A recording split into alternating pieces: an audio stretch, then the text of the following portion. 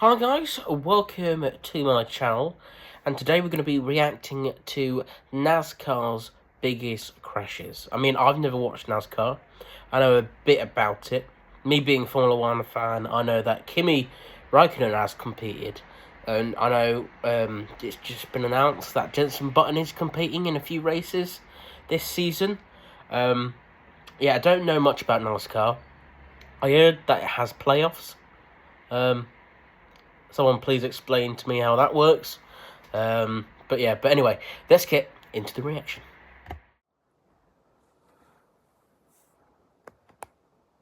Oh, trouble! Steve Park is off into the infield. Another car valve over on his lid. It's Parkindale Jr. Terrible crash. Jr. to the bottom of the track. Jr. will win at Daytona. And the big one happens behind them. Oh my God. The 11 gets kind of stuck in the middle there and comes across the force bumper. As he does, he spins back in, gets the 3 airborne, and he just gets projected off the other cars right up into the fence.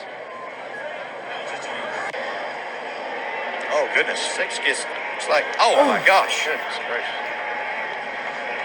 Is that not an oval? Like Boris said, got into the 6 car.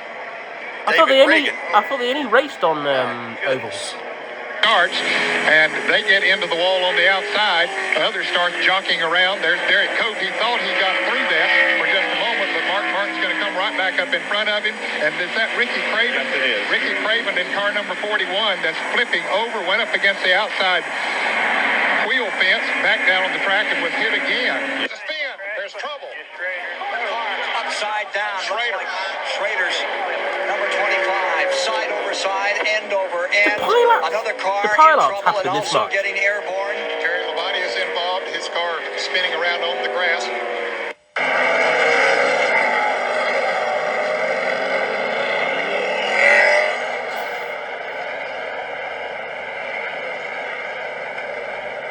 Hit like this. Let's take a look. I think you're going to see him get loose the minute he turns down into the corner. Yeah, and he's just, man, and that thing just absolutely. I will guarantee you that impact was well over 180, probably 185 miles per hour. We've already seen 199 or better getting in there. Tri-oval checkered is waving. Ernie Irvin wins the Rusty Smith and gets airborne and flips wildly right at the start-finish line. Very reminiscent of his accident. He already has. Carl went up to block him a little bit. Now he's going to come down to try to block him again, and you get one shot at it, but you don't get two. Watch this. What a lick. Oh my gosh. Hit the catch fence. Oh. Unbelievable. Hope the bloody and looking very carefully at the catch fencing that held, and I did not see any debris go into the grandstand. Why? Here's the 4 got into the back of Ward Burton, I believe. And then Burton's 22 got into Stewart. And everybody scrambles. That car is taking a whale of a ride, that 20 car is. It's getting hit, it's upside down, it's hit on its roof, it's on fire. Oh, trouble. Ricky Rudd slamming toward the wall. Crashing, rolling over, side over side.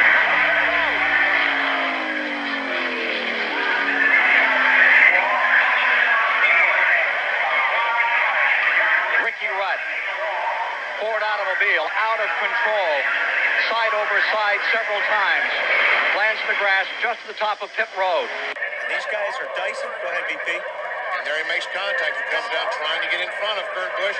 They make contact. Watch that thing fly. It lands on that road you talked about.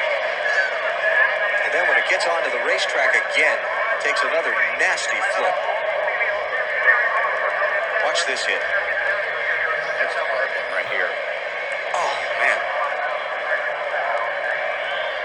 How the fuck? Please tell me in the comments if this guy survived. I don't want to be in any of them. Oh God, man.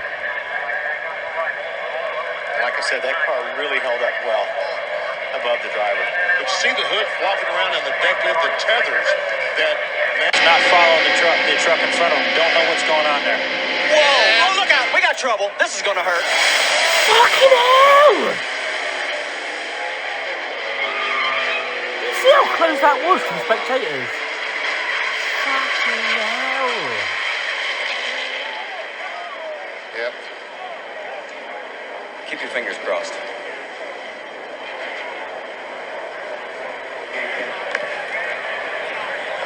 Oh my gosh. Oh my gosh. Hey, look at that. Head on into that Armco. Fuller was trying to avoid hitting Jason Leffler. You know, you're thinking it looks like there's a lot of time to make decisions here, but this is a split-second decision, from Jeff Fuller to come. If you'll notice, as he comes into the picture here, he's heading right for the door for Jason Leffler, decides to make a hard left to miss contact with Jason Leffler, and went right into the inside wall, hit it, at exactly the wrong spot with that opening is on that flat contact, and as you know, That and climb out. Very fortunate that these trucks are as safe as they are. Look at this truck just get out of control. Probably about the fastest part of this speedway field, right out of the tri-oval. It just starts tumbling.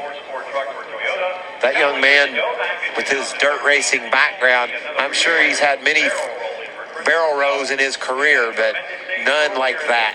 And Michael, I know you've been upside down. I've been upside like that. The flipping's not that bad, but it's the land. All of a sudden, things change. And so, you can't put any blame on anybody, I don't think, here. Although I think we do see a little contact between the 33 and the 5. But when he pulls out there, that car is automatically going to start coming back a little bit because he's come out against a brick wall of wind right there. Even though he's got to run, that car automatically slows down when he pulls out there until he starts getting that help. So if you're Tony Stewart, and you're trying to get out of the gas and you're getting hit from behind, have you ever had that happen where you get hit from behind and you can't actually slow your car down and try to avoid that wreck? Somewhat reminiscent of the Brian Vickers, Jimmy Johnson contact in the Cup race last fall. Really just kind of a stack-up effect. Like was one of them got on the brakes and it's kind of forced.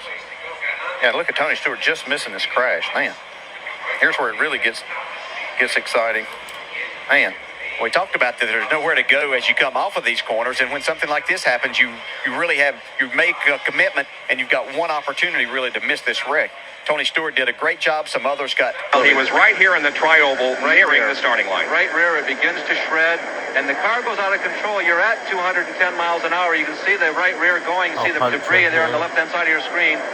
Earnhardt avoids Bobby. The car goes backwards. The aerodynamics get underneath the car, and Allison gets up into the fence. The aerodynamics lifted the car.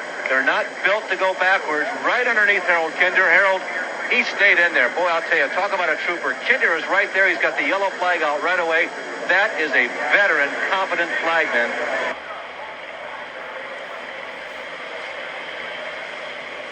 Yeah, it looks like he got up there, and I don't know if he got a little loose or if the car pushed, but you get the feeling maybe he come back out of the throttle just a little bit right there, and a little bit can mean someone can get into you from behind. Yeah, I guess that's possible. Shane Hall was riding. Shane Neal was riding mighty close to him, even in the middle of the turn there.